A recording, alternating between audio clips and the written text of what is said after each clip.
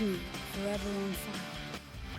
ಕಾಂಗ್ರೆಸ್ನಲ್ಲಿ ಮೀಟಿಂಗ್ಗಳ ಭರಾಟೆ ಜೋರಾಗಿ ಸಾಗ್ತಾ ಇದೆ. ಮೀಟಿಂಗ್ಗಳು ಯಾವ ಮಟ್ಟಕ್ಕೆ ಬಂದು ನಿಂತಿದೆ ಕಾಂಗ್ರೆಸ್ನಲ್ಲಿ ಅಂತ ಹೇಳಿದರೆ, ಜಾತಿವಾರು ಸಮುದಾಯವಾರು ಸಭೆಗಳನ್ನು ಮಾಡುವ ಹಂತಕ್ಕೆ. ಅದೇ ರೀತಿಯಲ್ಲಿ ದಲಿತ ಶಾಸಕರ ಸಭೆಯನ್ನು ಮಾಡಬೇಕು ಅಂತ ಹೇಳಿ ತೀರ್ಮಾನವನ್ನು ಮಾಡಲಾಗಿತ್ತು. ಆದರೆ ಅದನ್ನು ಈಗ ರದ್ದುಗೊಳಿಸಲಾಗಿದೆ. ಈ ವಿಚಾರಕ್ಕೆ ಸಂಬಂಧಪಟ್ಟಂತೆ ಪರಮೇಶ್ವರ್ ಮಾತನಾಡಿದ್ದಾರೆ. ಪರಮೇಶ್ವರ್ ಸಮುದಾಯಗಳ ಬಗ್ಗೆ ಚರ್ಚೆಗೆ ಕರೆದಿದ್ದರು. ಈ ಹಿಂದೆಯೂ ಕೂಡ ಮೀಸಲಾತಿ ವಿಚಾರದಲ್ಲಿ ಚರ್ಚೆ ಮಾಡಲಾಗಿತ್ತು. ಚರ್ಚೆ ಮಾಡೋದ್ರಲ್ಲಿ ತಪ್ಪೇನಿದೆ ಅಂತ ಹೇಳಿ ಪ್ರಿಯಾಂಕ್ ಖರ್ಗೆ ಹೇಳಿದ್ದಾರೆ. ಹೈಕಮಾಂಡ್ ಗಮನಕ್ಕೆ ಬಾರದೆ ಸಭೆ ನಡೆಸಿದರೆ ತಪ್ಪು, ಸಭೆ ಮುಂದೂಡಲಾಗಿದೆ ಹೊರತು ರದ್ದಾಗಿಲ್ಲ. ಸುರ್ಜೇವಾಲಾ ಸೂಚನೆ ಹಿನ್ನೆಲೆ ಸಭೆಯನ್ನು ಮುಂದೂಡಲಾಗಿದೆ ಅಂತ ಹೇಳಿದ್ದಾರೆ. ಈ ವಿಚಾರ ಇದೆಯಲ್ಲ ಸಾಕಷ್ಟು ಆಯಾಮಗಳಲ್ಲಿ ಚರ್ಚೆ ಆಗ್ತಾ ಇದೆ, ಸಾಕಷ್ಟು ಆಯಾಮಗಳನ್ನು ಪಡೆದುಕೊಳ್ತಾ ಹೋಗ್ತಾ ಇದೆ. ಅದು ಹೇಗೆ ಅಂತ ಹೇಳಿದ್ರೆ, ಇತ್ತೀಚೆಗೆ ಕುರ್ಚಿ ಬದಲಾವಣೆಯ ವಿಚಾರದಲ್ಲಿ ಆಗ್ತಾ ಇರುವಂಥ ಚರ್ಚೆಗೂ ಇಲ್ಲಿ ನಡೀತಾ ಇರುವಂಥ ಸಭೆಗಳಿಗೂ ಎಲ್ಲೋ ಒಂದು ಕಡೆ ಹೋಲಿಕೆ ಲಿಂಕ್ ಕಲ್ಪಿಸಿಕೊಳ್ಬಹುದಾ ಅಂತ ಹೇಳಿ. ದಲಿತರ ಸಭೆಯಲ್ಲಿ ಪ್ರಸ್ತಾಪ ಆಗಬೇಕಾದಂಥ ವಿಷಯಗಳೇನೇನಿರಬಹುದು ಹೇಳಿ ಕೇಳಿ ಇವತ್ತು ರಾಜಣ್ಣ ಮಾತನಾಡುವ ದಾಟಿ ನೋಡ್ತಾ ಇದ್ದರೆ ಎಲ್ಲೋ ಒಂದು ಕಡೆ 3 ವರ್ಷ ಸಿದ್ದರಾಮಯ್ಯ ಅವರು, ಇನ್ನೆರಡು ವರ್ಷ ಡಿ ಕೆ ಶಿವಕುಮಾರ್ ಅವರ, 3 ವರ್ಷ ಸಿದ್ದರಾಮಯ್ಯ ಅವರು ಇದ್ದರೆ ಇನ್ನು 2 ವರ್ಷಕ್ಕೋಸ್ಕರ ಯಾಕೆ ಕಿತ್ತಾಡ್ತಾ ಇದ್ದೀರಿ ನೀವು? 2028ರಲ್ಲಿ ನಿಮ್ಮ ನೇತೃತ್ವದಲ್ಲೇ ಚುನಾವಣೆ ಹೋಗೋಣ, 5 ವರ್ಷ ನೀವೇ ಮುಖ್ಯಮಂತ್ರಿಯಾಗಿ ಅಂಥೇಳಿ ರಾಜಣ್ಣ ಮಾತಾಡಿದ್ದಾರಲ್ಲ, ಆ ವಿಚಾರವನ್ನು ನೋಡ್ತಾ ಹೋದರೆ ಕುರ್ಚಿ ಬದಲಾವಣೆಯ ಬಹಳ ದೊಡ್ಡ ಮಟ್ಟದ ಚರ್ಚೆ, ಬಹಳ ದೊಡ್ಡ ಮಟ್ಟದ ಬೆಳವಣಿಗೆಗಳು ಆಂತರಿಕವಾಗಿ ನಡೀತಾ ಇರೋದು ಗೋಚರವಾಗುತ್ತೆ. ಇನ್ನು ಈ ಮೀಟಿಂಗ್ಗಳ ವಿಚಾರಕ್ಕೆ ಬಂದರೆ, ಒಂದು ವೇಳೆ ಸಿದ್ದರಾಮಯ್ಯ ಅವರ ಬದಲಾವಣೆ ಖಚಿತವಾಗಿದ್ದೇ ಆದರೆ, ಸಿದ್ದರಾಮಯ್ಯ ಅವರನ್ನು 3 ವರ್ಷದ ಬಳಿಕ ಅವರನ್ನು ಕುರ್ಚಿಯಿಂದ ಇಳಿಸ್ತಾರೆ ಅನ್ನೋದಾಗಿದ್ದರೆ, ದಲಿತ ಸಿ ಎಂ ಕೂಗು ಅನ್ನೋದಿದೆಯಲ್ಲ, ಅದು ಭಾಳ ಸ್ಪಷ್ಟವಾಗಿ ರಾಜ್ಯದಲ್ಲಿ ಬರುತ್ತೆ, ಭಾಳ ಸ್ಪಷ್ಟವಾಗಿ ಬರುತ್ತೆ. ಸೊ ಆ ಕಾರಣದಿಂದಾಗಿ ಹಿಂದೆಯೂ ಕೂಡ ದಲಿತ ಮುಖ್ಯಮಂತ್ರಿ ಕೂಗು ಬಂದಿತ್ತು, ಈಗಲೂ ಬರಬಹುದಾದ ಸಾಧ್ಯತೆ ಇದೆ.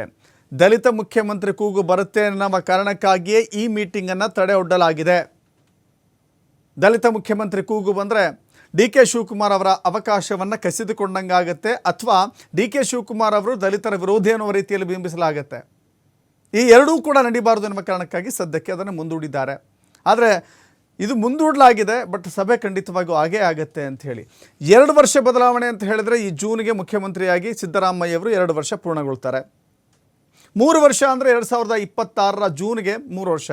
ಇಲ್ಲಿ ಹಂಚಿಕೆಯ ವಿಚಾರ ಯಾವ ರೀತಿ ಇದೆ ಅನ್ನೋದು ಕೂಡ ಇಲ್ಲಿವರೆಗೂ ಸ್ಪಷ್ಟವಾಗ್ತಾ ಇಲ್ಲ. ಬಟ್ ಎಲ್ಲೋ ಒಂದು ಕಡೆ ಬದಲಾವಣೆ ಬಹಳ ದೊಡ್ಡ ಬಿರುಗಾಳಿ ಕಾಂಗ್ರೆಸ್ನಲ್ಲಿ ಕಾಣಿಸ್ಕೊಳ್ತಾ ಇದೆ. ಈ ಮೀಟಿಂಗ್ ವಿಚಾರದಲ್ಲಿ ಪ್ರಿಯಾಂಕ್ ಖರ್ಗೆ ಹೇಳಿದ್ದು ಹೀಗೆ. ಬ್ರೇಕ್ ಅಂತ ಅಲ್ಲ, ಬಹಳ ಸ್ಪಷ್ಟವಾಗಿ ಇದು ಯಾವುದು ಏನು ಯಾರ್ದೋ ಕಣ್ತಪ್ಪಿಸಿ ಮಾಡ್ತಾ ಇದೆ ಅಂತಲ್ಲ, ಅಧಿಕೃತವಾಗಿ ಪರಮೇಶ್ವರ್ ಸಾಹೇಬರು ಎಲ್ಲರಿಗೂ ಡಿನ್ನರ್ ಕರೆದಿದ್ದಾರೆ, ಯಾರೇ ಸಮುದಾಯಗಳ ಬಗ್ಗೆ ಚರ್ಚೆ ಮಾಡೋಕ್ಕೆ. ಈಗ ಇದ್ರ ಹಿಂದೆನೂ ಕೂಡ ಇಂಟರ್ನಲ್ ರಿಸರ್ವೇಷನ್ ಬಗ್ಗೆ ಮಾತಾಡಬೇಕಾದ್ರೆ ಎಲ್ಲರೂ ಸೇರಿ ಚರ್ಚೆ ಮಾಡಿದ್ವಾ ಎಲ್ಲ, ಇರ್ರೆಸ್ಪೆಕ್ಟಿವ್ ಆಫ್ ಏನು ಯಾವ ಕ್ಷೇತ್ರದವ್ರು ಇರ್ಬೋದು ಅಥವಾ MLC ಇರ್ಬೋದು, MLA ಎಲ್ಲರೂ ಸೇರಿ ಇಂಟರ್ನಲ್ ರಿಸರ್ವೇಷನ್ ಬಗ್ಗೆ ಚರ್ಚೆ ಮಾಡಿದ್ದು ನಿಜ ಇದೆ. ಈಗಲೂ ಕೂಡ ಭಾಳ ಸ್ಪಷ್ಟವಾಗಿ ಆಹ್ವಾನ ಕೊಟ್ಟಿದ್ದಾರೆ.